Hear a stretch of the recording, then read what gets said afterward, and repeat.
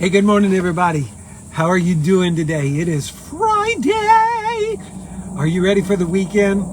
Are you ready for everything that's happening this weekend? We got a lot of stuff going on and super excited about it.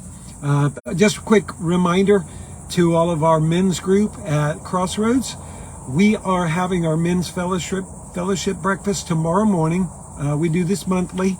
And if you're watching this tomorrow morning at 8:30 a.m. at Good Times Restaurant here in Titusville. It's down on Garden Street. We would love for you to be there. Bring somebody with you. We're going to have a great time together. And so we're excited about that. You know, when we go looking for a home, if anybody's ever bought a home, most of the time when we go looking for a home, we go looking for one that is beautiful, one that is ready to move in. It's turnkey. Everything's clean. Everything looks beautiful. All we have to do is pay for it and move in. We get the key and we move in. Most times we're not looking for those homes that are fixer-uppers. You know those homes that are missing shingles on the roof, those homes that have a little bit of maybe termite damage in the exterior or even in the interior. Those homes that have some old orange 1972 carpet in it. Those homes that we would consider to be fixer-uppers. Most of the time when we look at those kind of homes, the vast majority of us cannot see beyond the present to see the value of the home, the true value of the home. We just see the decrepit condition that it's in, or the way it looks, or the fact that the paint is peeling off of it. We can't see the value in it and what it could be. But there are people out there who buy homes for a living, to fix them up, to flip them, to turn them around, and they look for those fixer-uppers. They look for those homes that are in disarray, that are falling apart, that have issues, that have scars, that have all those things, because they get a better price on them. They fix them up, they turn them around and sell them for twice of what they put in them. And you know, I got to thinking about each one of us and this old house that we live in, that is our body, our temple. There are times that people are going to look at your life and they're not going to see the value in you. They're not going to see your worth. And you know, as I thought about this, I thought there are so many times that you may even look in the mirror and not see your own value. You may not be able to tap into your own worth. You see all of your faults. You see all of your failures. You see all of your struggles. You see all the shingles that are missing from your top. You see all of the holes that have been punched in the walls of your life. You see the decay. You see the paint peeling off of the facade that you have built all of these years. And you may not even be able to see your own value and what you could be. You become a fixer-upper.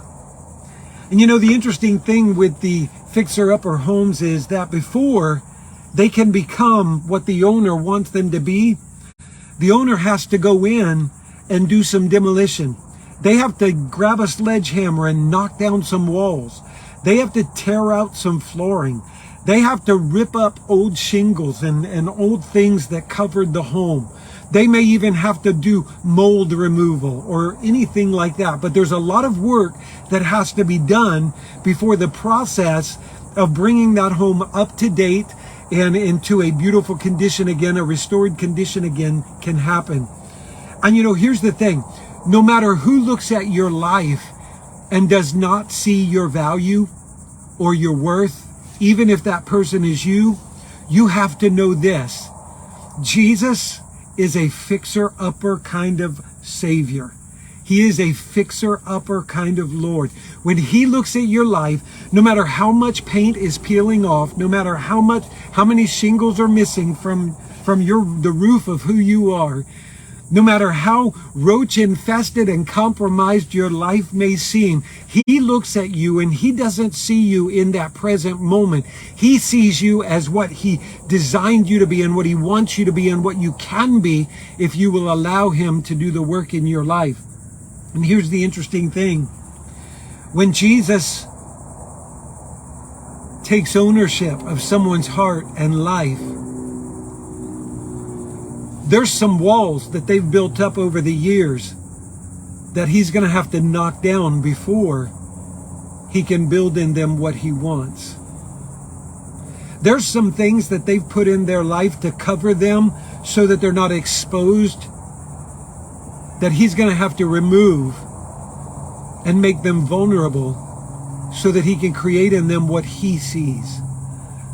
There's some foundations that people have laid in their lives. There's some flooring that is so outdated that that foundation no longer even serves a purpose in their life, and yet they hold on to it. And there's some foundational things that he's going to have to rip out so that he can build in them what he desires. He is the fixer-upper. And you may be in a place in your life right now where you can't even see your own value, but Jesus does. All you see is the brokenness. All you see is the scars. All you see is the hurt, the offense. All you see is the shame. All you see is the embarrassment. All you see is the failure. And yet Jesus comes along and he looks at your life and he sees you as what you can be if you will allow him to work in you and fix you up. Sadly, many people want Jesus to just be their Savior so that they get a free pass out of hell, but they don't want him to change anything in their lives. And so there are people even in the church who have never allowed him to be Lord and have never allowed him to come in as the fixer-upper and take ownership. And they've never allowed him to tear down some walls that they have built to keep people out. They've never allowed him to come in and to tear out things that don't need to be there so that they can be healed and they can be whole. But I challenge you today, let Jesus come into your life. Open the door of your heart to him and let him come in and let him evaluate. Let him do an inspection of you and let him tear down those walls. Let him rip out those foundations. Let him remove those ceilings that you've placed on your life. And let him restore.